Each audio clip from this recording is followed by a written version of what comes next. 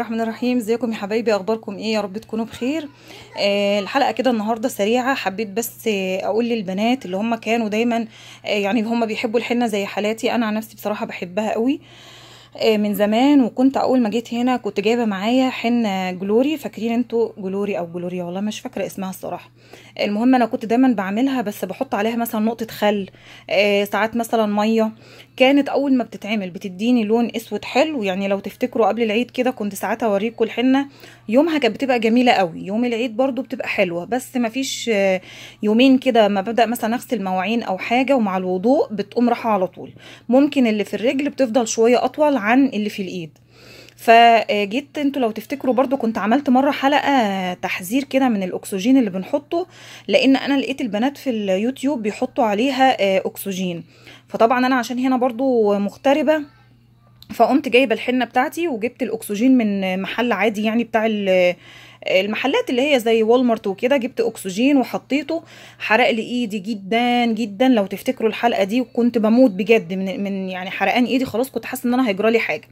فلما نزلت مصر كان كل غرضي ان انا بصراحه اجيب حنه كويسه. بعدين انا اتلبخت بقى في موضوع المذاكره والقران وكده. فجيت يوم الختمه بتاعتي، وصاحبتي امونتي حبيبتي انا ببعت لك احلى سلام، راحت جايبه لي دي هديه خلاص، عشان هي كانت عارفه ان انا بحب الحنه وكنت بشوفها على ايدها وسالتها، بس ما كانش في وقت بصراحه ان احنا يعني نعملها وكلام زي ده.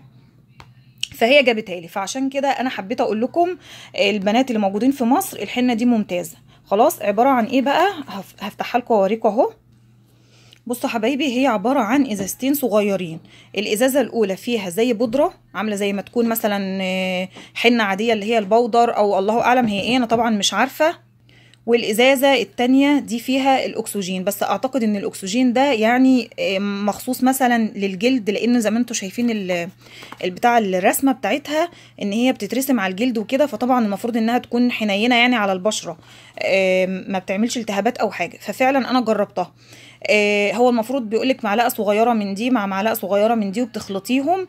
وبعدين بتاع ده اللي هي اللهم صل على سيدنا محمد، اللي هي بتاعت سلكت الودان دي، بتروحي ايه ماسكاها وتقومي ايه عامله بيجي كمان معاها كي زي جوانتي برضو لو انت عايزه ايه علشان ايدك او كده. بس الصراحه انا ما احتاجتوش وما حصلش حاجه، يعني هي حاجه بسيطه كده، كانت في عكه كده بسيطه اهي بس بدات تروح. لكن ما شاء الله كويسه جدا يعني. فحبيت اقول لكم ايه، انا ما استعملتش معلقه صغيره ولا حاجه، انا اخدت حاجه بسيطه جدا اصغر من معلقه، على اساس الايد والرجل، او زي ما انتم شايفين اهو عملت ايديا والصوابع برضو اللي هي بتاعه القدم يعني. فبصراحه طلعت حلوه جدا معايا، ما حرقتش خالص، والله العظيم ما حرقتش خالص. يعني لو في اي حرقان انا هقول لكم، لان انتوا عارفين ان انا اصلا من النوع اللي ما بستحملش. اخدت حاجه بسيطه جدا، وخليها نص معلقه من دي ونص معلقه من الاكسجين، وقلبيهم مع بعض هتلاقيها كويسه جدا. هو حتى مكتوب اهو طريقه الاستعمال: معلقه صغيره من الحنه على معلقه صغيره من المثبت. انا بقول عليه اكسجين، انا معرفش هو نوعه ايه، مثبت عباره عن ايه يعني. وبعدين عشان تبقى عجينه غير متماسكه وتقومي رسماها. لو انت عايزه اللون الاسود على طول بتعجنيها وتحطيها، بس سيبيها ايه، هو مكتوب 30 دقيقه، انا ما كملتش معايا 10 دقائق.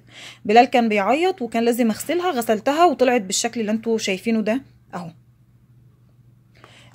لو انت عايزاها بني، بصي مكتوب لي البني، لو انت عايزاها بني بقى تعجنيها وتسيبيها تخمر لمدة ساعتين وبعدين تبدأي ترسميها. يعني البني تطول شوية عن السودة، تسيبيها تتعجن اكتر شوية من اللون الاسود. اتمنى ان الحلقه تكون افادتكم. انا عاملاها والله علشان البنات اللي كانوا سالوا كتير، وعارفه ان في بنات ما بتحبش شكل الحنه، ازواجهم ما بيحبوهاش، هم بيحبوها. دي حاجه طبعا ترجع لكم انتوا، كل واحده حسب اللي زوجها بيحبها وحسب اللي هي بترتاح لها والكلام ده كله. انا ايه ماليش ان انا اتدخل فيه يعني. انا حبيت اقولها بس كمعلومه للبنات اللي بتحب الحنه وكانوا عندهم مشكله مع في موضوع ان هم كانوا بيسمعوا حكايه الاكسجين وكده وبيحرق لهم ايدهم. الحنه دي ممتازه، مفيش حرقان ايد. انا مش عارفه اذا كانت دي اكسجين او مثبت اللي هو ايه، معرفوش يعني. لكن اللي انا لاحظته ان هي بصراحه ما بتعملش اي مشاكل في الايد خالص، ومتاخدش حوالي 10 دقايق ربع ساعه بالكتير وهتغسلي ايدك وتلاقيها زي الفل. اتمنى ان الحلقه تكون عجبتكم. كل عام وانتم بخير. الحقهم لسه في انا النهارده لحد الصبح عندي، انتوا اكيد بقيتوا بالليل قدامكم يوم الاثنين وهتجيبيها ان شاء الله بالنسبه هي موجوده فين، البنات بتوع المنصوره عارفين انتوا بشندي اللي في السكه الجديده، المحلات اللي هي في الجلاء اللي بتبيع مثلا مستلزمات العروسه والبرفانات والكريمات والحاجات اللي زي دي، الناس دول هتلاقوا عندهم الحنه دي. وبرده في اي محافظه تانية هتلاقوها ان شاء الله عند الناس اللي بقول لكم عليهم، اللي هي المحلات اللي بتبقى ايه، اكسسوارات كده، وبيبيع مثلا كريمات وحمامات كريم وبرفانات. عارفين انتوا النوع ده من المحلات، ان شاء الله تسالوهم بس على الحنه دي وهتلاقوها باذن الله.